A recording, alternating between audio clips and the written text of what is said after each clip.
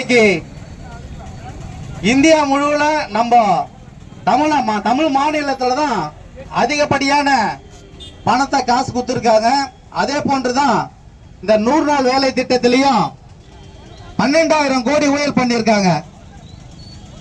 நம்ம 100 நாள் வேலையில காசை யாருக்கும் கொடுக்காம இல்ல, அதை ஊழல் பண்ணிருக்காங்க. அதுக்கான கணக்கை கேட்க போய் தான் இப்ப அப்படியே உள்டாவா பிரதமர் காசு தரல, மோடி காசு தரல, மோடி காசு தரலன்றாங்க. இதெல்லாம் ஒவ்வொரு துறையிலும் இப்ப சமீபத்தில் பாத்தீங்கன்னா இந்த டாஸ்மார்க் ஊழியல், அந்த டாஸ்மார்க் ஊழியல கூட ஆயிரக்கணக்கான கோடியே ஊழல் பண்ணாங்க. ஆனா பாத்தீங்கன்னா ஆயிரக்கணக்கான கோடி. ஆனா இது நம்மளுடைய மாநில தலைவர் இன்னைக்கு எல்லாமே ஃபைல் எடுத்து வச்சிருக்காங்க. இன்னைக்கு அல்ப சொல்பமா மாநில தலைவரை மாத்தல. இன்னைக்கு எல்லா ஃபைலும் ரெடியா இருக்கு.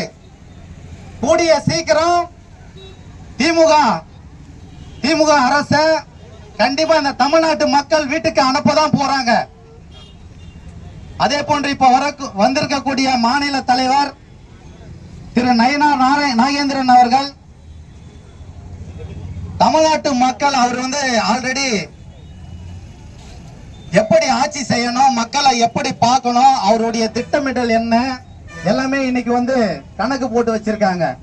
இந்த 2026ல கண்டிப்பா ஆட்சி மாற்றம் வரதான் போது. இந்த இதே தமிழக மக்கள் தான் இந்த ஆட்சி மாற்றத்தை உண்டாக்க போறாங்க. இந்த 2026 உலகம் போற்ற வகையில இந்த ஆட்சி மாற்றம் இருக்கும்.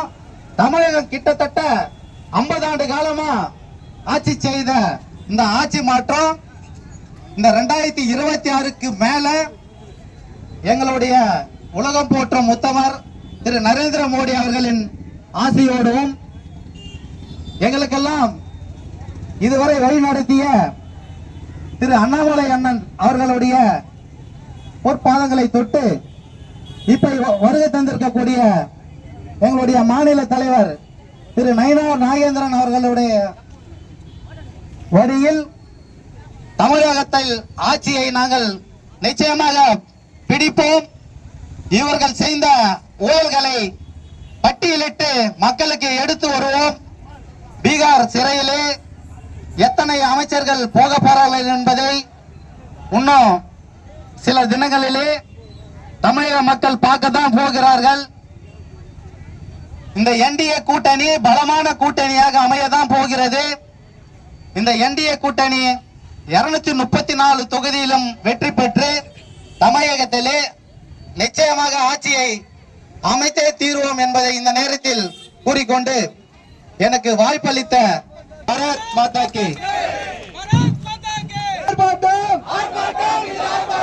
பிஜேபி